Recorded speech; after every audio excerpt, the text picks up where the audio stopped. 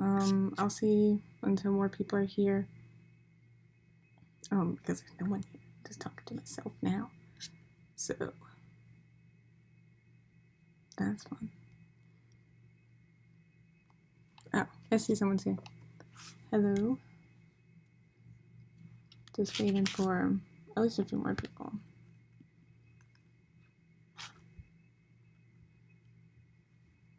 Of course, I'm recording this, so because it doesn't matter how many people come.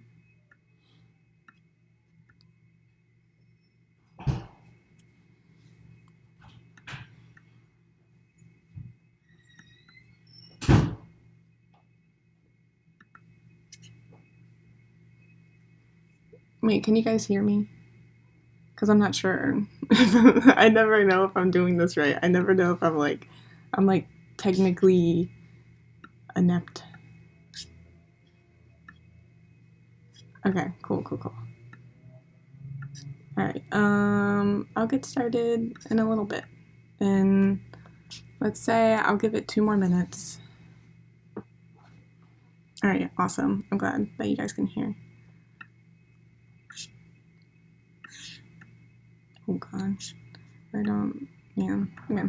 Just waiting, seeing who's here. I'm doing good. How are you doing? It's Thanksgiving Eve for everyone in the United States. For everyone not in the United States, it's a Wednesday. So happy Wednesday.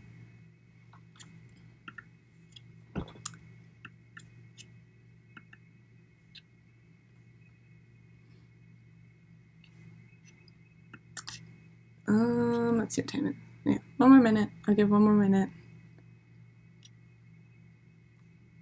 Yeah. I mean, I'm not really celebrating it. I guess we're kind of making stuff, but I'm not going home or anything for it because, I'm trying to be safe. So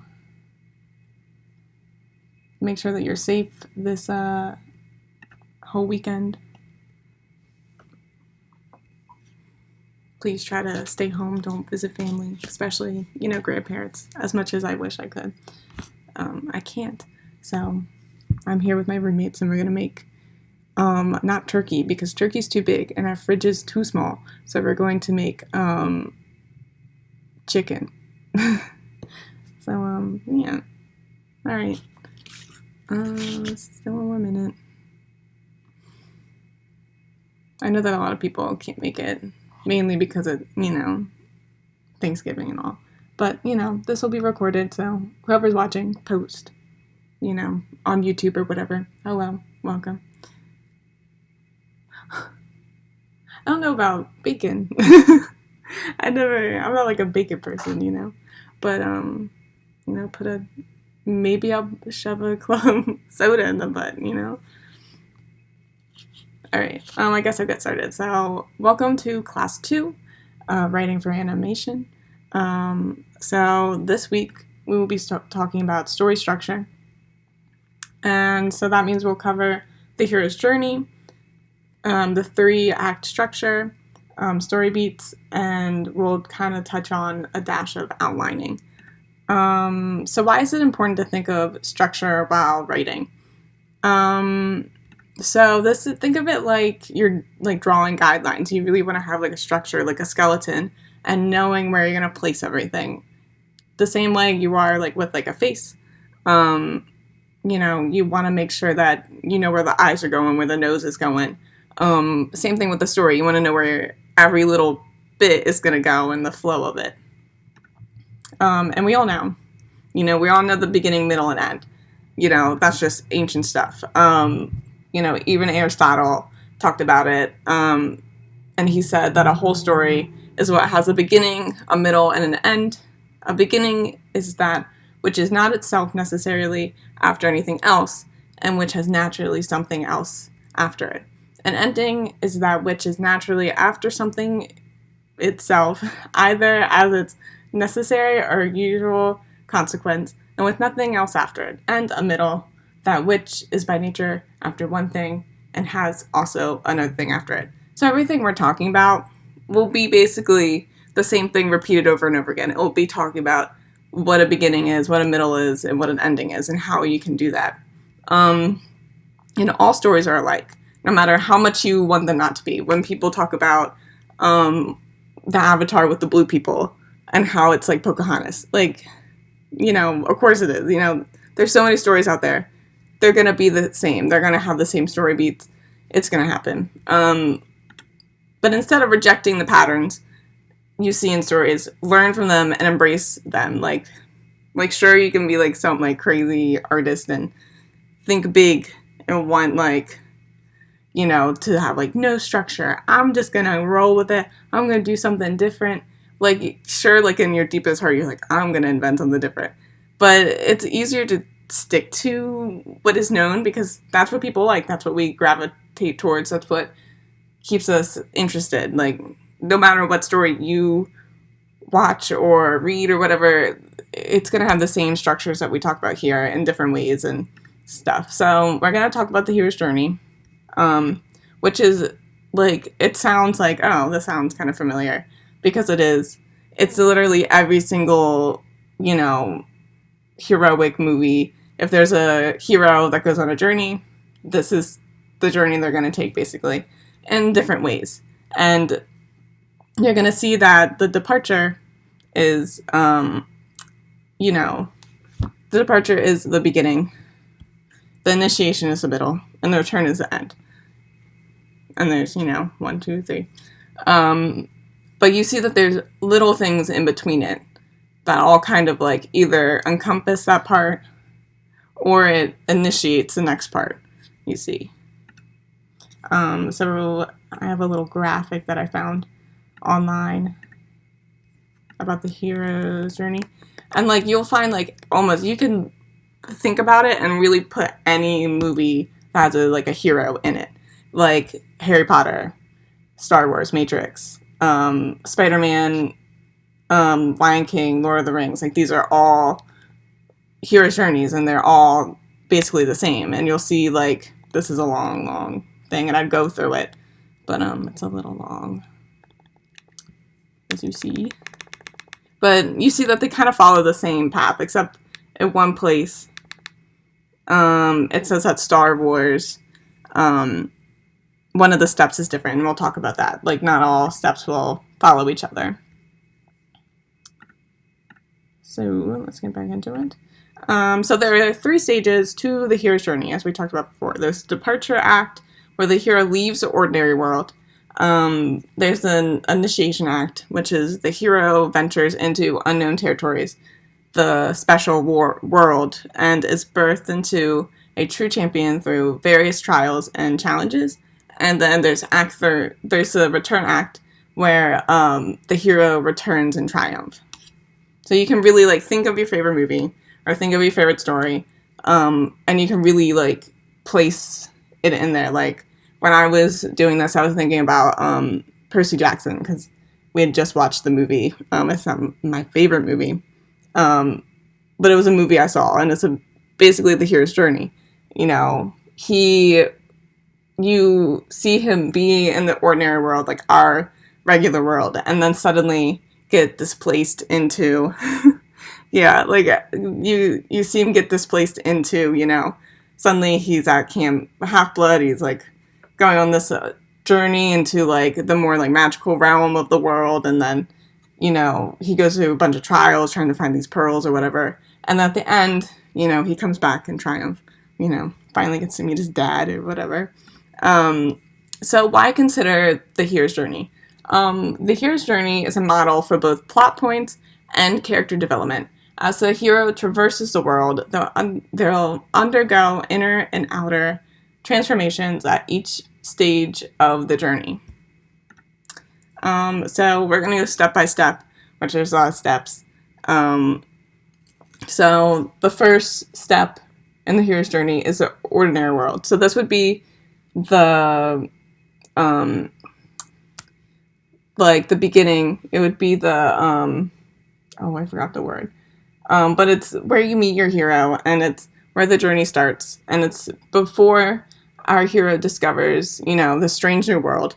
And we need to understand what normal is. Like, if your character's normal is living in a bunker compared to, I don't know, living in like a crazy mutant world, then you need to set that kind of normalcy. If that's their normal, then you need to set that up for the audience. If your normal is living in a hobbit hole and eating like 5 lunches a day and, you know, doing his thing, that's their normal, ordinary, mundane reality.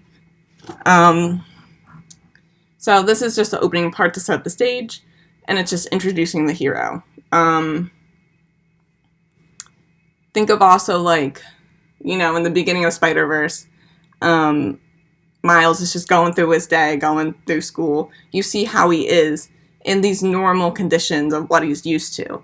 It doesn't have to, like, the ordinary world doesn't have to be a completely separate planet or environment, because think, like, Miles is traversing throughout that movie the same exact environment, but just as a kind of a different person or kind of a different thing. So then there's a call to adventure. So this is when the adventure kind of starts. It's for, like, kind of getting your character out of their comfort zone, and in the stage, they're usually confronted with a problem or a challenge they can't ignore.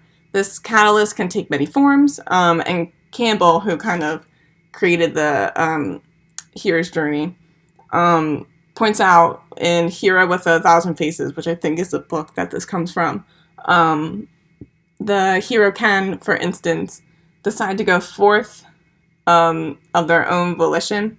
So they can either, you know, be sent abroad by, like, someone random. Think of in The Incredibles when, like, he gets the little tablet and then he just goes to this place. That's kind of, I guess, that. Or, like, think of, like, someone falling through a portal, kind of like that. They can also stumble upon adventure, which, you know, is like Dorothy when she's swept up in a tornado in the Wizard of Oz. But also they could just be casually strolling when, like, passing by, like, a phenomenon, and it catches her eye and lures them away from the frequented path of men. So in Spider-Verse, this would be when Miles is, like, there's a thing that happens where his Spider-Man dies, and so he goes to that, like, little place and he realizes, oh my god, he's, like, being hurt, and then he gets the little chip, and then or the little flash drive or whatever.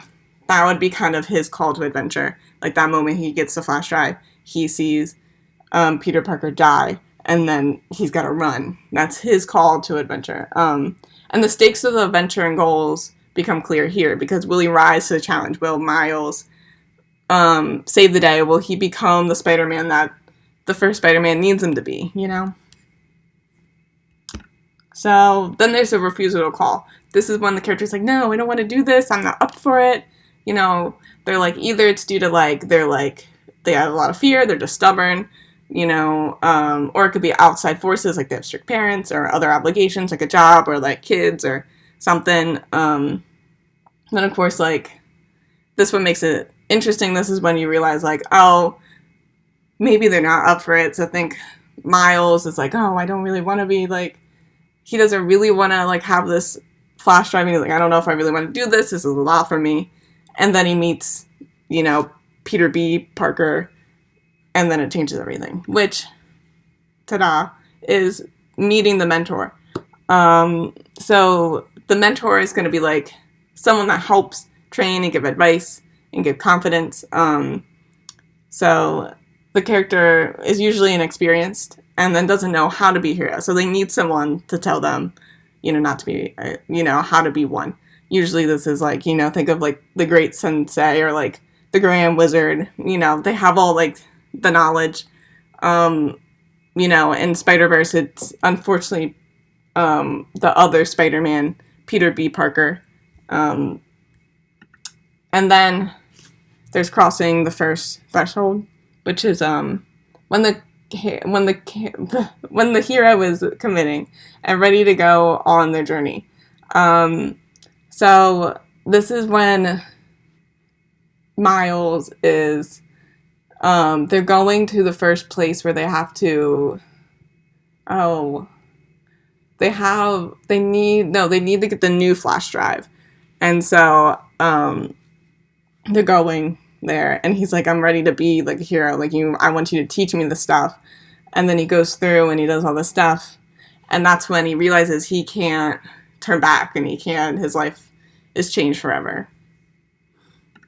And then the tests and allies and enemies, this can take up like, the whole kind of like middle act kind of section.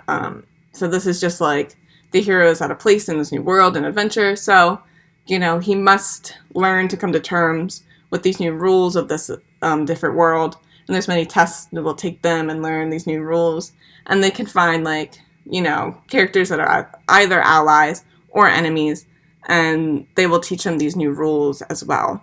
I think of like, when I think of this, I think more of like an Avatar, or like Kipo, or like there's so many episodes where they're just like figuring out this land and this environment, not only for themselves to grow and to like understand it, but for us, the audience. So in Kipo, like every episode they kind of meet someone new, or like a new like clan of people. So like, and they learn something new. They might gain new enemies. They might, have allies in the end of it. Who knows? But it teaches them something. It helps them grow, and it helps them become comfortable in this world. And thus, we are more comfortable, the audience. And approaching the Innermost Cave, it's not actually a cave, but think of it as the most dangerous point in this new world. And it's like where the ultimate goal of the quest is found, but it's not yet entered. So you're not actually at that place of the most dangerous point in the journey in this world. Trying to think of like where that would be in a story that I know. In Kipo, I'm thinking like when they're like trying to get, maybe, I don't know. I'm trying to think, because I haven't seen the last season, but thinking of like the first like 2 seasons, maybe right before they have to defeat Charlemagne or something. That's what I'm thinking. In Spider-Verse, it might be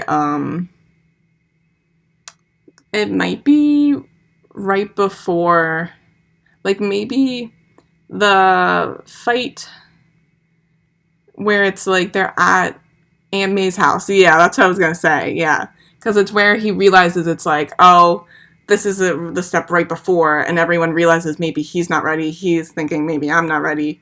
And also, he realizes the stakes of this journey with his uncle and all that.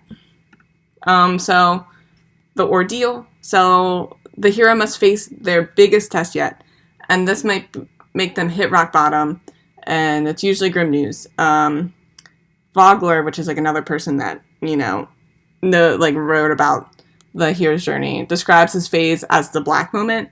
Campbell refers to it as the belly of the whale.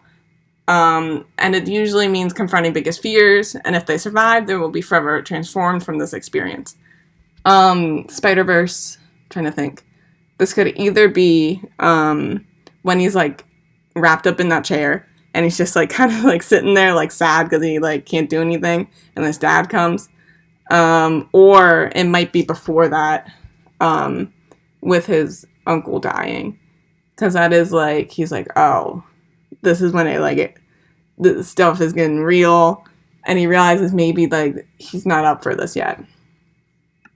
So the reward, which is also called seizing the sword, but of course it's not actually a sword. It can be anything. So you can see the light at the end of the tunnel, and the reward is the object or knowledge the hero has to fight through the entire journey to hold.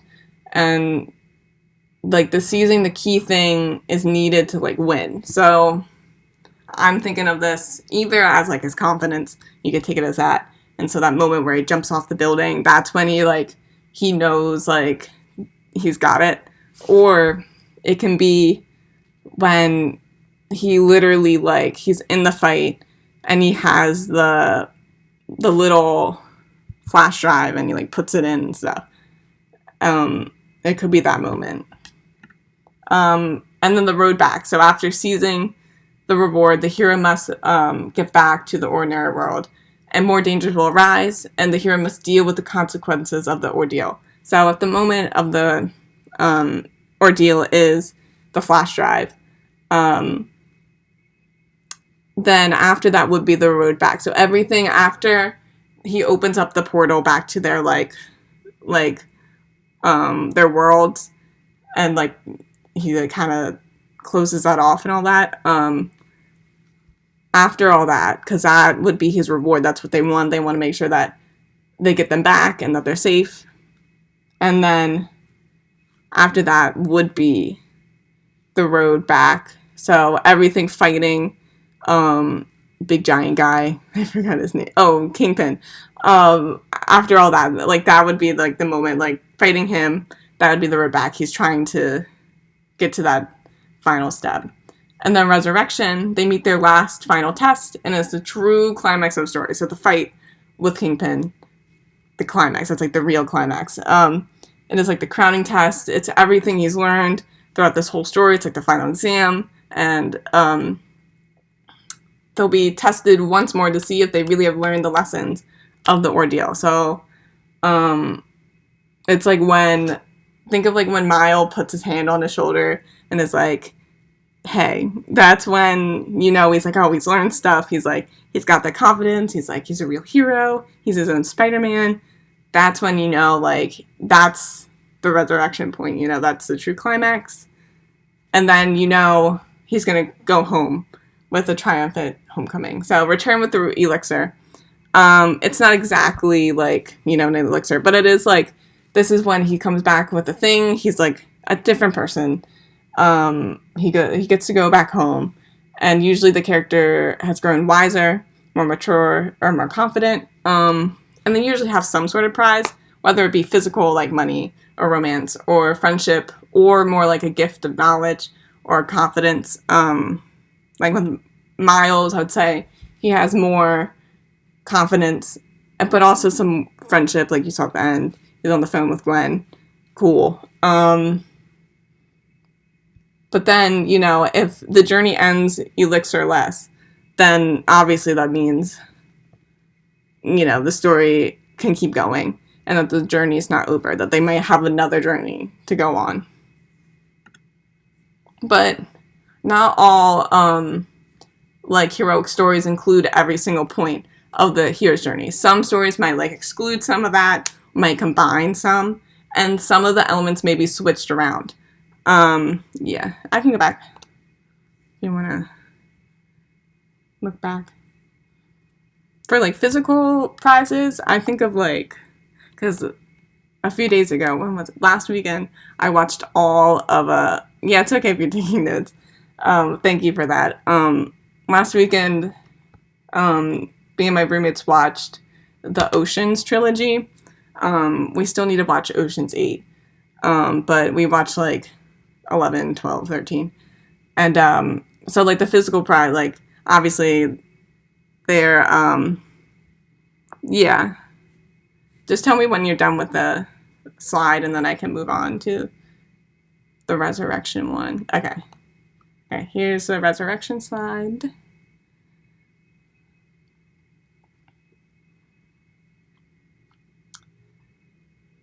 Trying to think of another story that has like a resurrection kind of thing. I feel like Spider-Verse is just like the perfect version of it. And like when you do a good, when you write really well, you can never tell that these steps are being taken. You're just like on this ride and you can't really like nitpick on it. Yeah. Okay. Are you done with Resurrection? Okay, now I'll go back to 10. Okay, 10. I'm trying to think of other stories for the road back. Maybe like when Percy has to get the lightning rod back, and then he has to fight Hermes' son. Like, that's kind of like the road back, because they're still like, he's going back, but unfortunately, you know, he still has to fight him. He still has to get, you know, to Mount Olympus and all that.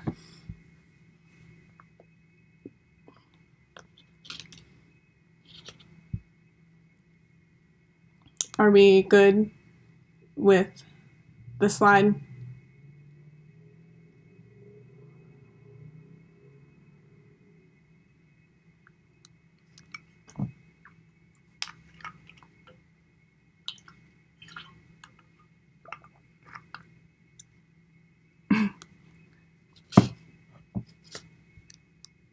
Yeah, like when I've never actually seen Lord of the Rings, but I know a lot about it because it's like kind of a basic story. Everyone kind of knows about it, but I've never read it, never watched it. Anyways, back to this. So they're not like all the parts aren't going to be equal lengths. You're not going to take up like 1% of your story on the beginning and then another 1% of the story on, you know, it's not going to be the same length. Usually the middle is going to be your chunk. And we're going to talk about that in the 3-act structure as well. And some plot points, like I said before, may happen at the same time. And the best, as I've said, the best written, like, stories, like, they might follow this, like I said, Spider-Verse. But, like, you're not going to, like, realize it. You're not going to realize these steps are happening. Like, if your story is so engaging and you're really making each point go into each other well enough, you're gonna get your audience, and you're gonna make, like, they're not gonna realize it. They're gonna be so immersed. So the 3-act structure. So we know this little roller coaster. We've definitely talked about it in your, like, English classes, your literature classes. You know, every story kind of has it. You got your exposition, you got your inciting incident, you got your midpoint, your rising action, your climax, and then your denouement. It's like French. I'm not French.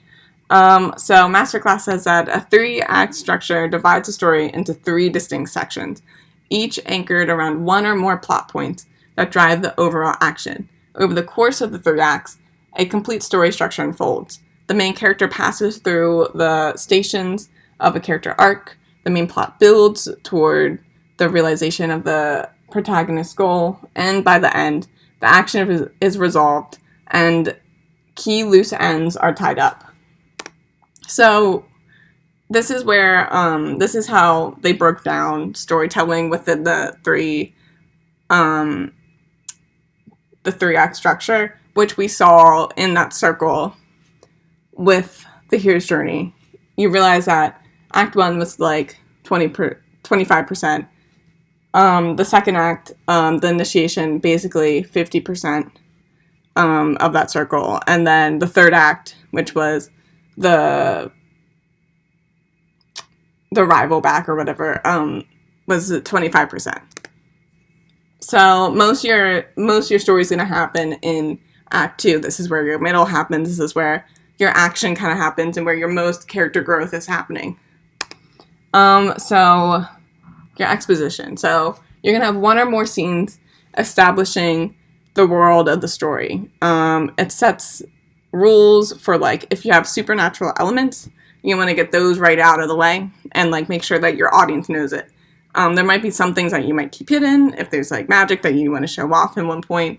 But this is usually, like, where you want to know what is happening. So think Percy Jackson. You learn about the camp in the first few scenes. You learn about, you know, the Minotaur. You learn about, you know, all this certain, like, magic. And you're setting your audience up at this point for what they're going to find out later. You know, they're, like, getting not only your main character comfortable, but your audience. And before the act is over, an inciting incident should occur. So that would be, an inciting incident would be would be like your call to call to call for adventure. Can't even remember my slides from like 2 seconds ago. But it's when you're like your character, like something happens to them, their conflict happens. So like if you're a dog and you want to be a unicycling master, this is where you the dog are trying to sign up, and then you're not allowed to. So now, bam, inciting incident. Someone says you're not allowed to be a unicycling dog. Now the whole story after that's going to be about him trying to become a unicycling dog. It also concludes with some turning point that launches the action to Act 2. So this will be like Percy needing to go on the journey. Like he leaves on the journey at this point, at the end of like Act 1. With Act 2, the rising action, it goes into the rising action, into the midpoint, into the crisis. So this is, raising the stakes of the protagonist's journey, maybe reveals a danger they didn't know about beforehand. Think of like, Percy didn't know that Medusa wanted him, or like there's a bunch of magic that he didn't know about beforehand, and by the midpoint, the protagonist should be fully immersed into their journey. And then it should end on yet another turning point that makes it seem like the protagonist will fail in some way. So think of I'm trying to think of a good movie. You could do Star Wars, the new one, the first one, Force Awakens. So Rey, at this point, she's already been captured. Like during this point, they would be like she got captured, or she's met the little alien, the little wrinkly alien met her. She probably refuses a call. Maz. I thought her name was Nas. I don't know. But then she meets Kylo, fights him a little bit. This is all in that middle section. Meets a resistance, does that. The point where everything is like going bad and then will fail in some way, I think, is when Hans dies, maybe. And it really like raises the stakes at this moment. Like you're like, oh my god, like he killed his dad. He's like beyond the point of no return. Like you thought, oh, maybe he'd be good. No. Hans is dead. And the characters is like, oh no, what are we gonna do now? So Act 3. This begins with the pre-climax, which is like the little, there's like a confrontation before. Think of like the main, like the big battle in Spider-Verse, where the whole like the other spider people are fighting and then Miles comes in. It's before they leave. That would be kind of like what feels like the climax, but it's not exactly, because after that is a real one with Miles fighting Kingpin himself.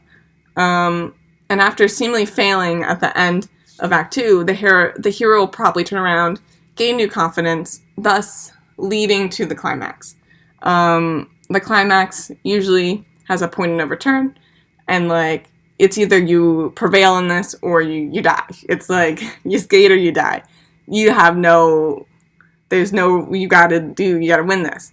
And think of like, it's like in every like competition, like singing competition, dancing competition kind of movie, like where you're like, oh no, are they gonna win? And you think, oh, they're definitely gonna win, because it's like they gotta win. Like think of like Camp Rock 2, like Camp Rock's gotta win, or they're gonna like shut down or something, but then they lose. Shame on them. And then there's a denouement, which is just a fancy way of saying, like, the cool down. It's winds down back into, yes, it is, Camp Rock 2 is peak cinema. But the denouement is winding back down to normal, ordinary life. So it's like the ending where Miles is like, saves the day. He like says he loves his dad as Spider-Man. He's just being Spider-Man now. And then he's having a good time at school and all that. So that's, you know, back to ordinary life, but still different. And the character's life will never be the same again. Thinking of another story I could do. Yeah, I mean, Spider-Verse, you know, he's still Spider-Man at the end.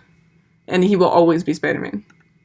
So then what's a 5-act structure? We've all heard of that.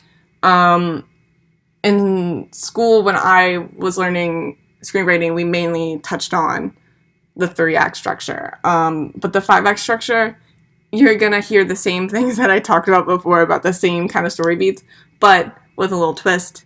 You know, it's not that much different. I think this, we'll go through it. It's not that different. Don't think too technically about what structure you're using. What is this? So apparently, like, Gustav Freytag, he's German, created it, and he had like this pyramid idea and all that. Shakespeare uses it, because, you know, he has the 5 acts of the play. Think of Hamlet. Think of also has like a 5-act. Oh, I know. Into the Woods, like the musical, like the full version, not like the kid version where they end it at 3 acts, and then they have like the 2 other ones at the end where like everything goes to shit. Like that's like a 5-act. And it's supposed to be more nuanced and dramatic. And this is usually used in like hour-long TV series. So here's like a little structure of it. As you see, it's not that different from a 3-act, but it's just kind of more prolonged, I guess. And it's gonna, you know, be a little bit more nuanced, gonna have a little bit like more falling action happening. You have your prologue, you have like 2 acts of, you know, your conflict, your rise in action, then your climax, and then the ending is really a lot about the falling action and what happens after your climax. So usually you're gonna have like a little teaser, like a little tag at the beginning, which is starting excitement. I think of like Criminal Minds, where they have like the murderer like follow the woman, or like someone opens the door and someone's like, oh, I found a dead cat on the side of the road. Can you help me? I don't know what to do with it. And then they're like, oh, sure, let me get like a trash bag or something. Let me help you. And then turns out they're murderers. That kind of thing. And then the rest of the story is all about solving that murder. So Act 1 is just the exposition for the characters, setting up where they are, what these characters are doing at that moment. And then Act 2 is like the conflicts, like the conflict appears at this moment. And then in Act 3, things get real bad, like usually like, I don't know, Reed gets kidnapped again. And then in Act 4, everything goes downhill. Reed's addicted to drugs again. And then in Act 5, like you're tying up loose ends, like Reed gets saved. You know, they solve the murder. The other person that's involved is like traumatized, you know, stuff like that. Then the denouement is where do you go from here? So it's like them in the plane, or whatever. It's them, you know, if you're taking, like I usually think of like the ending of a Law and Order or like they're in the courtroom, and sometimes they like win the case, sometimes they don't, and then it just ends on nothing. Where do they go from there? Who knows? But sometimes there is also a tag or a teaser at the end, so then you get excited for something else. What's the difference between Act 3 and 4? That's a good question. I think it's like in Act 3, things start to get like, I think things aren't going the way for like the main character. And then, like think of like just smaller things. Something like their clues aren't matching up. Something in the system isn't working out.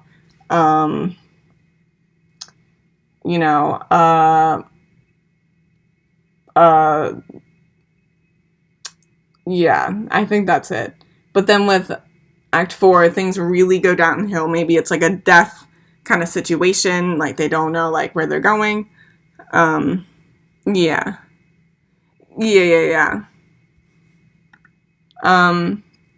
There's also other story structures that I wanted to mention. These aren't like really big ones.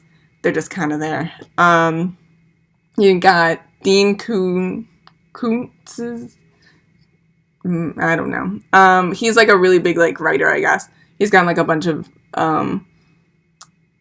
like New York best-selling books or whatever. And this is like the story structure he goes for, which is plunging your characters immediately into trouble as soon as it starts. So think of like the characters are like running around, they're like shooting guns, they're like punching someone immediately, like you're in the action. And then everything your character does to get out of trouble makes it worse. So this is like they try to get a piece of evidence and then they get arrested. And then when they try to get out of that, they can't find a lawyer. I don't know, something like that. Like it just keeps like they keep spiraling down and down. And the situation just appears hopeless. And then finally, somehow your character succeeds or still fails against all odds. And then there's in medias res, which is Latin for in the middle of things or in the midst of things. So like start again in the middle of something happening. You could do like trying to think, like usually it's when the story's like literally like bam, I bet you're wondering how I got into the situation. But like try to cut out the exposition. Like you want to really set out the action part of it and just get into the story, I guess. I've never really tried these personally. I wasn't really taught these, but I thought I'd add some more just for some like context of other structures. Here's this is from the Mike Randa story class that just ended Sunday, and this is how he writes stories, and this is kind of his structure. I thought it would be interesting to look at. So character wants something and or has a point of view. They act on what they want. They see another way or perspective. They have a realization and they change their goal and or perspective. So I think you could kind of even do this like over and over again. Like you could do this multiple times in a story and get a pretty good story. You can also do this in short like episodes, like 11-minute kind of episodes. Usually that's how things happen. Like think We Bare Bears, where like Grizz wants something and then he's just like too blinded by his want of something, and then usually he realizes, oh, he doesn't really want that, or like, oh, well, maybe me wanting that is like causing problems, and then bam, he changes his ways and then he solves the issue. There's no right or wrong way to structure a story. Don't get caught up too much on structure. I think this is you can either think of it as like outlining before, Sometimes I'll just write and then look back to see if my pacing is good and if I kind of have that like overall feel to it. But I mean, I would recommend probably doing it before, because then you don't have to do all the back end stuff, and then you can just really rework it in the beginning, and we'll talk about all that stuff too. So don't get too caught up in like, oh, it's my story 5-act? Oh, should I be doing 3-act? Oh, am I adding the mentor in at the right point? No, like, it's not that. Like, use what's in your gut of what you need to have in your story. Just, it's there to help you. And it's just like kind of a recipe for success. It's not there to be like, think of it like, you're not baking, you're cooking, so not everything has to be perfect. It's just like the recipe's there to kind of help you, know what temperature chicken is, but not to be like, oh, you have to add this much garlic to the pot at this time. No, not like with baking. If you like mess up one thing, your like cake is ruined. Do what fits best. Also, what about this thing called subplot? We've been talking about mainly main plot, but subplot works either independently or in tandem with your main plot. Usually this can be called, like, there's plot A, which is your main plot, and then there's plot B, plot C. You can have multiple.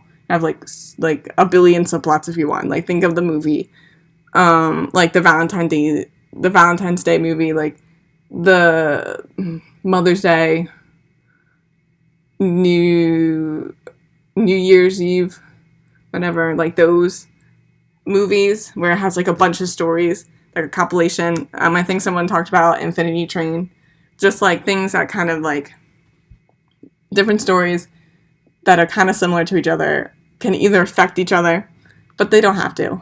And they can use the same story structure. Like, they usually use the same story structure as your main plot, but they don't always have to.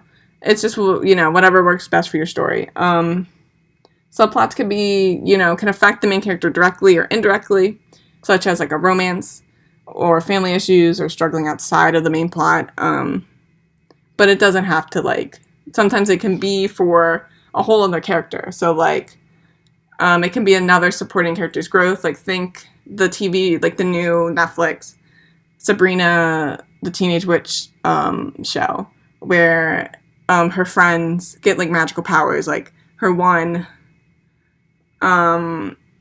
like can like speak to their dead like aunt, who was actually, I think, like, they're trans. Pretty cool. Then there's the other one where she's like going blind, but actually when she goes blind, she can see everything, like her grandma. Yeah, Theo, yeah. So I haven't seen it in a while. I stopped after season 1 because I knew it was going to go downhill. But anyways, yeah, like, think of, like, those are working kind of in tandem with the main plot, but really is affecting those, like, background characters. And then, like, think of also, like, the antagonist, and what, like, they're doing. Think of, like, Zuko and Azula. Like, we watch them in episodes, and in the background of episodes, kind of just going and doing their thing. And sometimes in some episodes, they do cross paths with Aang or whatever, but sometimes they don't. Also, Phineas and Ferb, we got A plot with Phineas and Ferb, and then you got B plot with Doofenshmirtz and Perry. And sometimes they don't, usually at the end they interact, but usually they're kind of separate of each other until something happens and then they cross paths, So now we're going to talk about beats. It's not beatboxing. It's not beats. But it's different kind of moments in your story that, like, hit. Like, exactly, like, when, like, they're the moments that hit the hardest, I think. Like, the moments that stand out, that are the biggest. That's why they're, like, beats. They're, like, bam, there. So there's a story beat, which deals with plot. There's an emotional beat, which deals with character arcs And then there's the reversal, which deals with emotional turning points in a scene. Reversals aren't that big of a deal. They're not as like big as like a story beat or an emotional beat. A story beat, they are points of action upon which you hang your basic story. When you connect the actual individual action points, they build up to a story like a puzzle. And this is from screenwriter-to-screenwriter.com. So usually we talked about beats this whole time, basically. So think of like the major beats of like the normal world, the inciting incident, the act one break. So right when, you know, that turning point in which like it goes into act two. There's the midpoint, which is like act two, which takes us into the second half of act two break, which goes into the climax, and then that'll go into the resolution. And like when I went to school and I took like a script analysis class, we were like told to like break down scenes and their beats. And it was actually more difficult than you think because you don't know exactly those like moments sometimes. Like, and sometimes you might have multiple like moments and beats, so it's kind of hard to, you know, figure them out. Like you as a writer, you might want to map them out before, or you may never, and then afterwards people will be like, oh, there's that beat, and I go, yeah, that's a beat. Yeah, that's a major beat. And within these, you know, there's like minor ones within like scenes that are like really, really small. And so there's like beats sheets, which I had never heard about until I did research, and I wanted to add it only because, you know, maybe it'll be useful to someone. It's usually for outlining plot points in like a manageable way. I guess you can do it before or after. And there's different ways to do this. Like the example I have here isn't actually like the only version that there is out there. The Hollywood paradigm. I don't actually know what a Hollywood paradigm is. But sure. There's also Save the Cat also has a version. You can divide the sheet into sections to represent acts. You can use a whiteboard and diagram. You can use outlining tools like Final Draft. I use Scrivenger, which I'll talk about programs in the next class. But they're not necessary, but they can be helpful. I've never done them. My teachers never taught me about them. But I guess they can be helpful for some people. Here's Save the Cat, which a lot of writers use, like note cards or post-it notes. So this would be kind of like, you would put like a one line or two sentences down of like what you want, like the setup of like each scene and how they're gonna be. And they have all these things that are kind of basically the points of like the hero's journey, or like what's most important to like a story. I have a video, but I don't know if I have sound on here. Once my video plays, please tell me if you can hear the sound on here. If you're intrigued by movie making as a career, this isn't the class for you. You see Martin Scorsese. But if you need to make movies... Okay. Do beat sheets work? I think having an outline is an excellent idea. I do know writers who don't need them. I think they need something, and these are going to be writers, I speak of writers I've worked with, so they tend to already be devotees of using the nutshell technique, and that might be all they do. They won't do a beat sheet, they'll just do a nutshell technique form, and as long as they are true to that, they'll have it, and it's nice and solid, and maybe they'll work with me one-on-one to make sure their nutshell is solid. They'll tack it up on their bulletin board, and then they'll write from that, and they don't do any other beat sheet or outlining.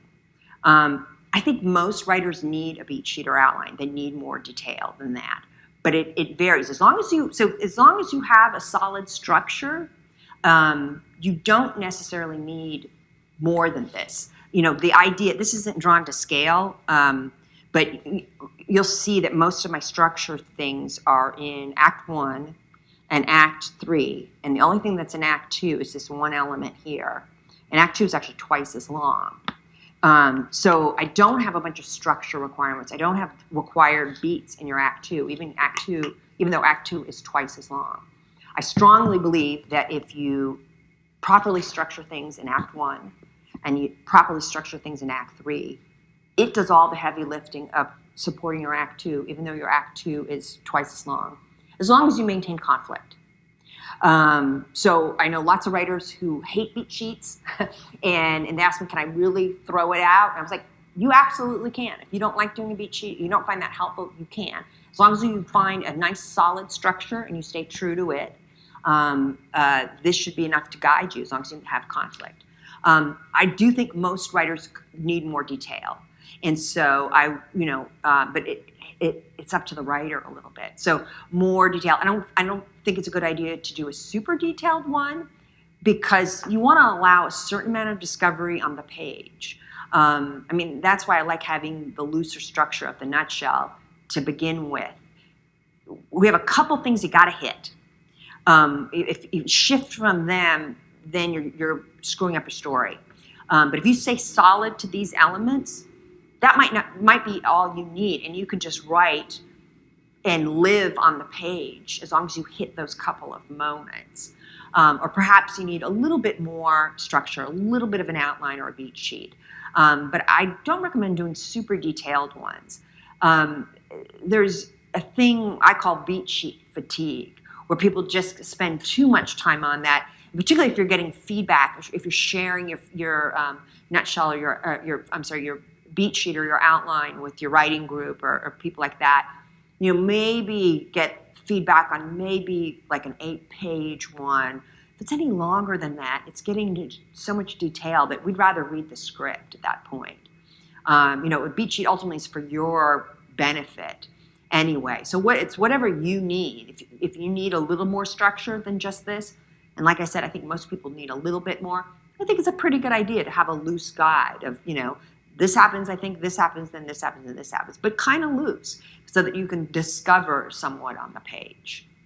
What about conflict fatigue? What about someone adding too much conflict right away, but there's no real purpose? It's just creating friction because the writer thinks they need it, but then it doesn't really lend itself to the story. Do you see that a lot, or do you see not enough conflict? I see not enough conflict more often as a problem. What you're describing of there being too much, it sounds to me like it would be the case of somebody who hadn't really figured out what the story is. And they just know Screenwriter 101, I'm supposed to have conflict, right? So they just have a bunch of conflict, but there's not necessarily a purpose. So it sounds like that might be a little situational or episodic. But I'd have to kind of see that on a case-by-case basis. Alrighty. I felt she could explain that better than me, because I didn't learn beat sheets before, so. Alright, I want to make sure that I'm not holding you guys too long, so I'm going to keep going. So there's also screenplay sequences. So the general idea behind screenplay sequences is that the traditional big 3 big acts that make up a movie are in fact underpinned by 7 mini movies, each running about 10 to 15 minutes in length. This is more outlining stuff. So consider mini movies because each scene has a beginning, middle, and end, and then a climax at the end. And so the climax will either bring the character closer or farther away from the goal. Don't think of it as like a big fight or like a big realization or something. Just think of it as like just a moment that changes their path and where they're going. This is someone's that I took offline, their example of a sequence. So you see that they have 1, 2, 3 for their 3 acts, and it's just like sentences. I do something similar like this when I write before I script or before I write anything. I'll just go in my notes, or I'll write in a notepad just sentences of like key beats that I want to happen in a scene and like what I have in my head for it. And like it's just quick, like not even like anything like major. So can be a way that you outline if you want to. But for emotional beats, this is a physical act of story. The physical action of story creates an emotional reaction within your character. And these are the emotional beats. The moments of emotional reaction that then show us what motivates the next action within the character. When you connect all of the emotional beats within the story, you can clearly outline the character arc. Or, like loveless woman finds love. A materialistic jerk becomes kind-hearted kind of thing. So this is just like the reactions characters have to things, usually major things. This is like moments of pure visceral feeling or a shift in consciousness. Usually the revelation happens after a revealing dialogue or a momentous event. Think of like an explosion or like death, stuff like that. Usually effectiveness is determined by acting. So like usually when like there's like a beat because like a character like falls silent after something is said, or they gasp. Think of like the gifs of like the really dramatic like Indian like soap operas where it's just like bam bam and they're like oh my god like that kind of thing. And it should organically happen through the story process. Like you don't have to like add that exact moment of like bam, this is an emotional moment. They should just happen through your story. And it can happen to supporting characters too. Big emotional beat would be, Luke, I'm your father. And he goes, no. That's a realization. That's his reaction to something. That's his like brain going, pew, whoa. And now he's thinking differently because of it. And a reversal beat is literally writing beat on the page to indicate that there's a significant turning point happening in the story. It's not really a thing. I wouldn't do it. Kind of cringy. Sometimes you can write pause, like the character pauses. Usually when somebody puts beat, I think, oh, that's like a pause, but you see here, they say, Andy, yes, free. And you're like, oh, no, don't. That sounds so dumb. Don't do it. It's just like, I guess some people do it. Everyone, like, once we get into, like, how to really write a screenplay, you realize, like, what this is and, like, how to, like, what this format is like. So, more stuff about outlining. Before actually writing everything down into a script, you can write small summaries of what is supposed to be happening in each scene before. It's like thumbnailing out a script the same way as you thumbnail a storyboard. Just quick to the point sentences. Usually no dialogue. Instead, say like, one of the men said to go get some food. Quinn tells Mike, I was supposed to be, Quinn tells Mike she loves him. And this allows you to rewrite before you actually write your script. So you're rewriting your outline, not rewriting your script a million times, which is so much easier to manage. Which is something I should do more, but I don't. Usually I'll like write it down really quick. Sometimes. Usually it's just like my first thing, and then I just go at it on the page, and I'm just like, I'm just going. You can't tie me down. I'm going. But don't be like me. Sit down, do an outline. And then you can look at the outline and be like, oh, is that good? Are these beats okay? Is that something that I should be doing? Maybe I shouldn't. And then you can rewrite versions of that where you add something else. And you can do this with other type. You don't have to do this with just a script. You can do that with anything. It's so much easier than, writing it out. And then you have like 20 pages of text that you have to like fish through to change and like, puzzle around and all that. It's not fun. There's also a script treatment, which I'll go into later more. But this is like sometimes what people like do before writing their script. In school, we were taught to do it before because it's basically like a summary, like a prose version of your script. Like I took a whole class about script treatments, and it was harder than you think. Like, it's harder, like, you want to add enough character and voice into this, but you don't want to add too much, and then you don't want to add too much detail, but you don't want to add too little, because then that's not interesting. And doing it before helps you iron out the plot and the characters better. But they're also used, like, at the end, if you write it after, they're used to send out to production companies who want to buy your script. But we'll go over that later, you know. Usually we did this before our script because then our teacher would know what our story's about. But yeah. So this is what one kind of looks like. It's kind of different from what mine looked like because I never had dialogue in mine. Usually I just said, he says this to them or tells him to go do this. It's not, you know, literal dialogue. And now we're at the end of the class. Woo, yay. Hopefully I recorded this.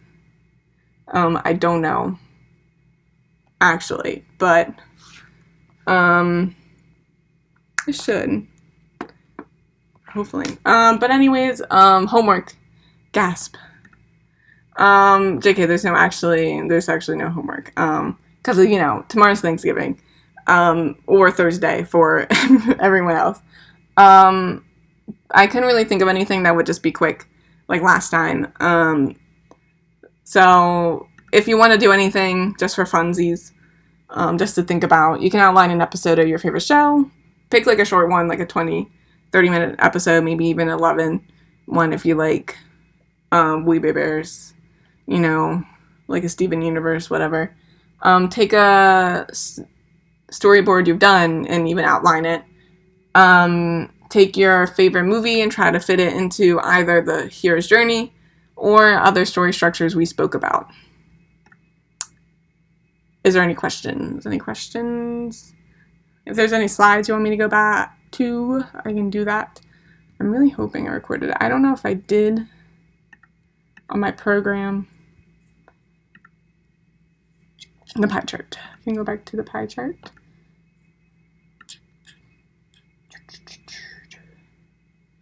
I think I changed my settings to auto record, but I'm not sure. Usually I have a backup to my program, but I'm, you know, a little, you know, nervous about everything. So hopefully I did it. If not, yeah.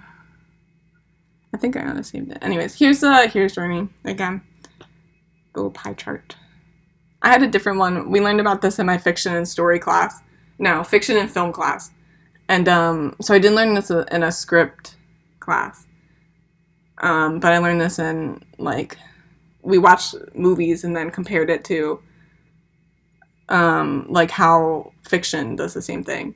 But we watched a bunch of, like, crazy films. Like, I watched Trainspotting at 9 a.m. in the morning. And when I came out of it, I was, like, crazy. And I was walking back to my dorm in the middle of, like, Chicago. And I was just, like, I felt, like, off. And I was like, oh, my God.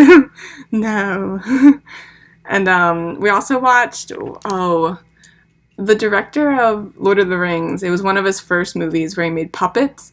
And it's, like, this, like, weird, I forget what it was called, but it's, like, this, it's so weird. And, like, it was crazy. But we watched, my favorite film that we watched was, what's the one with the vampires? They live in a house. It's like,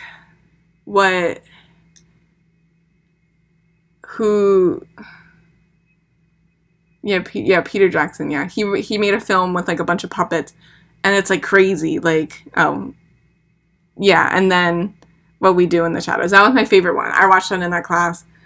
It was, like, it's amazing. If you haven't seen it, watch it. We also watched Babe 2, Pig in the City. That was also weird. But less weird than, you know, other movies. But yeah. Hopefully this saves. If there's any, does anyone have any more questions?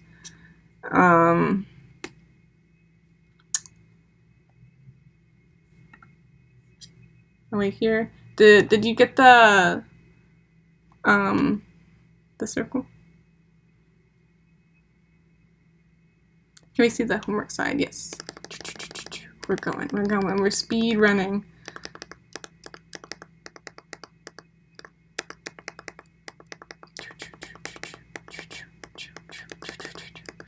I could go out of this and not do that, but here you go. I know, yeah, Babe, Happy Feet, and Max are made by the same guy. And my teacher made a point out of that. And I was like, man, like, I get it. But Babe 2 is, like, pretty crazy. He didn't make Babe 1, though, which I think is funny. Like, he was like, oh, Babe 2 needed a director. He said, I'm the man for that. Which, it was pretty, like, decent. Like, it's not that bad. There's just some funky things happening in it sometimes, you know? I forget the other films we watched in that class. But we, like, sat in, like, a tiny movie room. At, like, 9 a.m., I'd, like, wake up. And sometimes it'd be, like, 1 degree out because it's Chicago. And you're like, God, no. And I'd have, like, my big coat on. But that class was fun. Besides all the crazy films we watched. We also watched like a bunch of like different like foreign films. And it was all about like international films. So we had like a lot that was by like, there was one that was like Spanish, and it had like the devil and like a priest that wanted to become like a sinner. It was weird. But yeah, like this is like a film, he was like, yeah, I had to scour for this. I had to find it out. And like this weird, like my buddy who works at this place, and I was like, what? Like, is that important? Like, you can't find it online. I have no idea what it's like called. It's like in Spanish. I think those were the only films that I really remember. All the rest were kind of something else. Yeah, okay. If nobody else has any questions, hopefully this will post on Twitch afterwards. Really hoping. Did we get the homework stuff? I don't want to close it if you're still writing. Okay. Awesome. So I hope you guys, if nobody has any more questions, I hope you guys have a good Thanksgiving. I was not recording it. Yikes. Anyways, I hope you guys have a good Thanksgiving, a good Thursday. Please stay safe. You know, wear your masks. Stay at home. You know, even if you aren't in, even if you're in the U.S., you know, have some mashed potatoes. You know, always just eat mashed potatoes. Have some mac and cheese. Those are the 2 important things anyways, you know, with gravy. All right? Okay. Thank you. I will enjoy my chicken. Yes, and have a good Canadian Thursday to all the Canadians. And thank you for making the notes. That's awesome. Because hopefully that'll be back up as well. And I might look at them if I have to re-record this whole slide again and then post it on YouTube because I'm kind of dumb, then, you know. I'll look at the notes too to see if I missed anything. Alrighty. Okay. So, goodbye, guys.